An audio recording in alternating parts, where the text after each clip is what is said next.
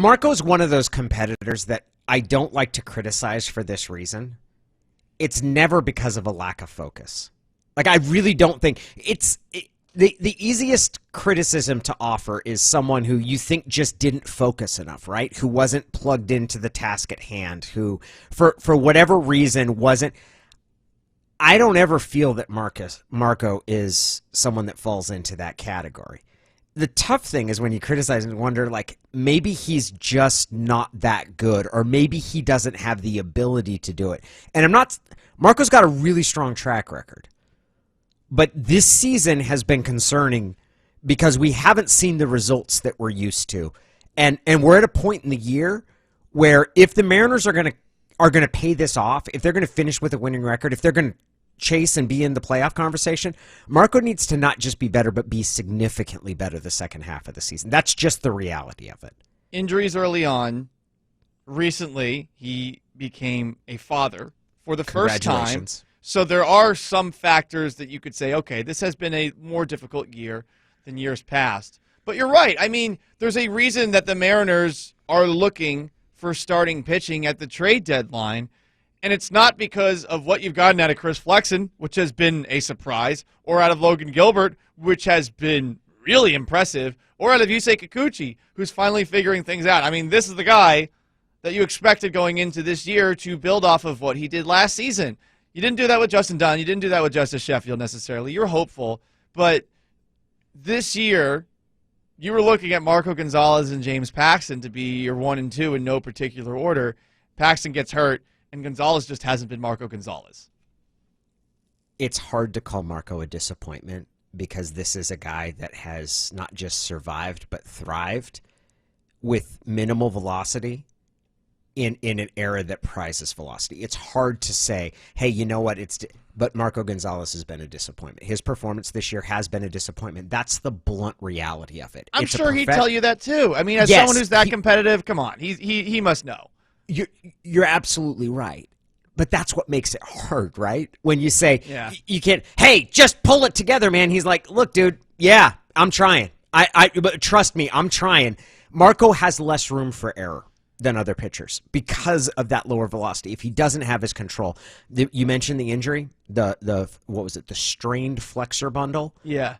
There's still part of me that wonders if that's affecting his willingness to throw certain pitches, specifically his cut fastball. But whatever the reason, whatever the explanation, the bottom line is it's a results business. Marco Gonzales has been, you expected him to be your first or second best pitcher. He's been fourth, maybe, and that's only because Paxton got hurt. Justice Sheffield has regressed instead of taking a step forward, and Justin Dunn has been incredibly inconsistent, though you've liked what you've seen from him in some instances.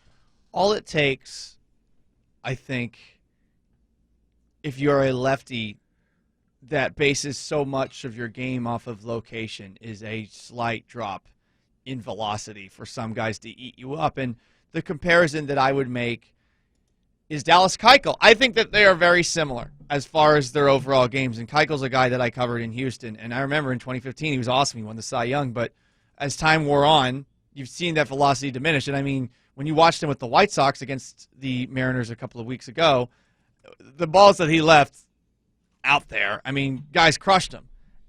I feel like maybe that is a thing with lefties. I think for some right-handed hitters, you're going to see that left-hander and the ball coming to you a lot better than you would from a righty. And if it's slow and the guy's not hitting the pinpoint locations, then they can really turn on it. But that's my just wild guess as to what's happening, is that he's just not quite hitting what he used to. Because that's the assumption. He's the location-based pitcher. Marco Gonzales is the key to the second half of Seattle's The season. key. Interesting. I believe he is the key. If the Mariners are going to finish above 500, he needs to be good. And if they're going to compete for a playoff spot, I think he needs to be great. And let's be clear, he's been great at not just stretches, but over years. Like, he's been one of the statistically most effective starting pitchers in the American League over the past 3 years, and he has been a below-average pitcher this year. He needs to be good. He needs to be above average if they're going to finish above 500. Given all the things that and how they've gotten to this point, what they project, he needs to be good. And if they're going to compete for a playoff spot, he needs to be great. I do trust Marco's competitiveness. I do believe that he's the guy. I'm looking forward to seeing how he pitches tonight. He's going up against German Marquez. Your guy. The apple of my eye. The darling of my trade deadline dreams, German Marquez. He's going to be going up against him. It's in his hometown. It's the first time he's pitched there since he came to the Seattle Mariners. I'm looking for. I want him to have a burr in his saddle. I want him to be furious, motivated, fired up. Let's go. We need a good to great Marco Gonzales in the second half. A good to great Marco Gonzales is not something, though, you're going to have before the trade deadline. It would have been nice to potentially see this over the last couple of weeks, because then you feel a little bit better at the trade deadline about maybe not having to necessarily do anything, not have to give anything up to go after German Marquez. And by the way, I'm surprised that we didn't start the show with you just like clearing the table. I've got a PowerPoint presentation for you guys. German Marquez, look at all he's able to do. I thought for sure you're going to do that. And honestly, I thought you might, advocate for the Mariners to throw the game against Marquez today to make the management know that Marquez is awesome and that they need to trade for him. Oh, that's not, no. If I was going to advocate something, I was go out there and clobber German Marquez like a rented mule and make the Rockies think he's worthless. Drive the price down, okay. Yeah, absolutely. What, you want him to tank? You want him to drive his own price up? That's crazy talk. Well, I guess. I feel like is it more about driving his price up or down, or is it about convincing Mariners management, oh, this guy's awesome? I would say the latter. Okay, you could text in 710-710. That's one side of the equation. The Mariners side of the equation is Marco Gonzales. Yep. And Marco is someone who he's got an eye of the tiger. Like not all players have it. Not all players need it. For some guys, being as intense as Marco is could be a detriment. Like you become overly fixated. That's how Marco thrives, man. It's one of the things that I like most about the player. I don't think you've heard this before, but he's a guy that will take things personally. Several years ago, this is one of my favorite quotes from any baseball player ever. The Toronto Blue Jays, who each year when they play at T-Mobile Park bring an infestation of, I would say, overly polite Canadian fans, but they're not overly polite. They're kind of, I don't like the Blue Jay takeovers.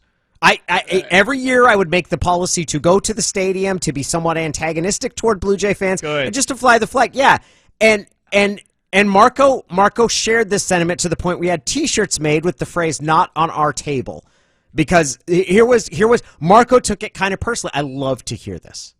I take it personally when the team comes in here and brings their faithful fans with their muddy shoes and stomped on our carpet and took a dump on our dining room table. I take it personal.